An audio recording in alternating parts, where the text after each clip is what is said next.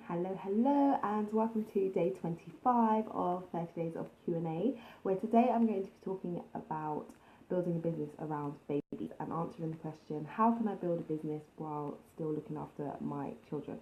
Okay, for those of you that don't know me, my name is Janine Esbrand and I'm the founder of Lightbox Coaching, where I help women to return to work with confidence and build careers that they love whilst raising a family. So I often get asked the question, how do you manage to grow your business while looking after your babies and have a part-time job as well?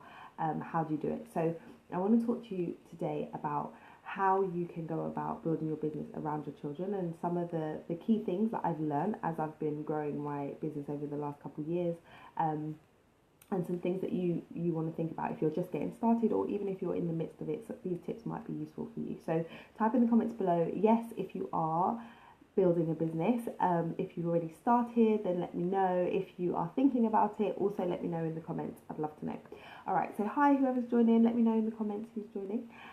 Okay, so the first thing you want to do is think about, what are you trying to achieve with your business? So where do you want to get to? So having a goal and having an end in mind is something I talk about often, and it's really important to know, are you trying to build a large business? Are you trying to have a small business? What is it you want to achieve with it? Are you just trying to bring in some supplemental income, or do you want to bring in a large amount of money that's going to contribute to your household expenses?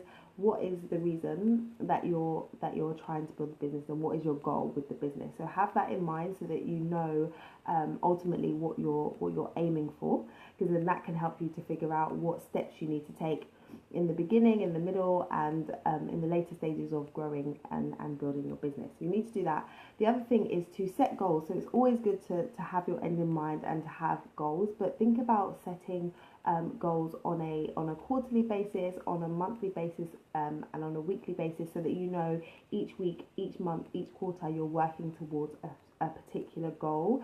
And that can be a financial goal, or that can be a goal in terms of having made progress with certain aspects of your business.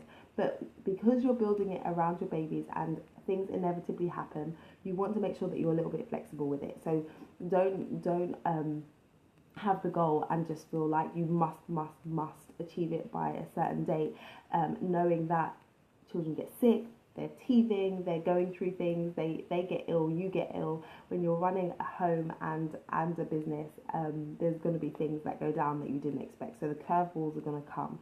So you have to bear that in mind when you're setting your goals, and you have to allow yourself that margin and that flexibility, because that's going to help you to not get frustrated.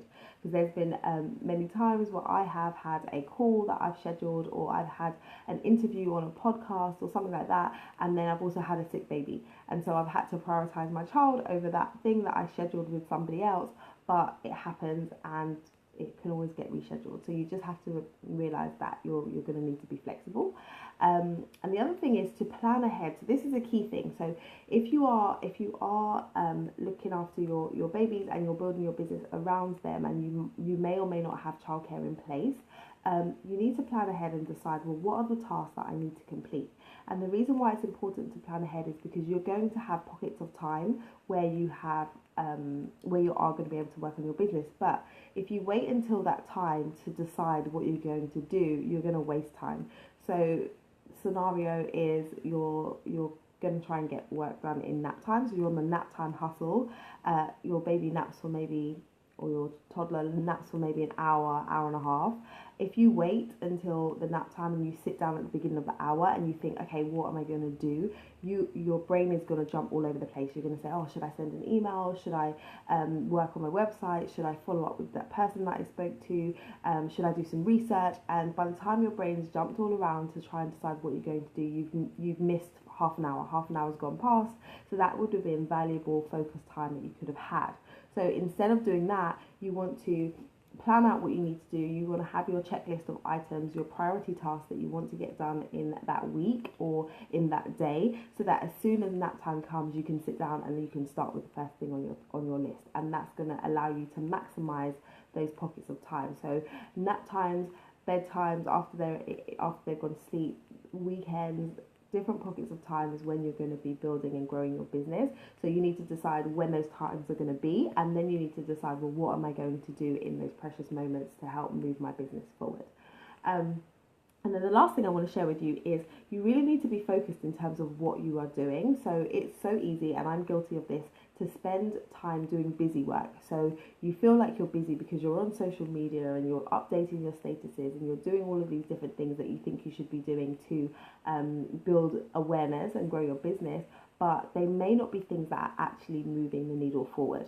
And so think about what you're doing and focus your time and energy on the things that are working. So the things that are working to raise your visibility, so to let people know about what you're doing, the things that are working to generate income, so to either be getting clients or selling products, and the things that are working for you in terms of making connections with other people who could be potential collaborators, future clients, or partners in the future. So you want to focus your energy on those things and not the things that seem like nice to do's, but aren't actually moving things forward, because you have limited time, because you have other commitments. So you're not in the position where you're, a business owner who is solely focused on growing their business so they can get involved in all of the things. You need to be thinking about the key things that you should be getting involved with right now. So those are the main things that you need to be focused on, or that are going to help you if you are building your business around babies. So let's summarize. The first thing is be clear on what you want to achieve with your business. It may be that in the short term you have one particular desire to fulfill with your business, and then in the longer term it changes. As your children grow older, or as time shifts, things might shift. But get clear on what you want to achieve right now.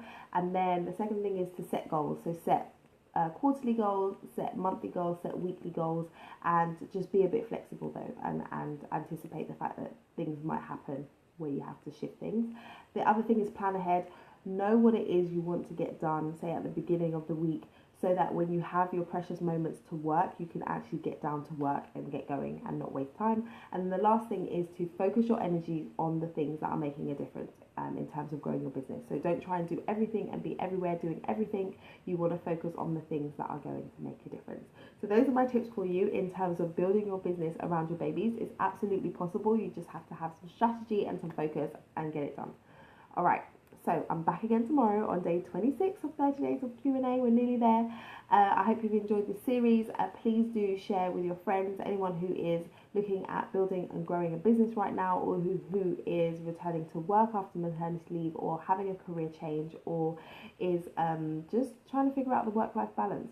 We've talked about lots of topics relating to those headings over this series, so share this with them and let them know that we've had these Q&A sessions.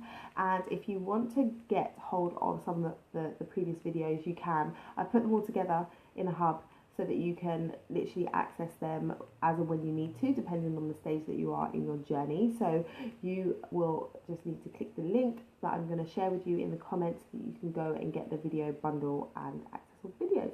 Alright, that's all I have for you today. I'll be back again tomorrow. I hope you have a fabulous weekend, and I'll speak to you soon.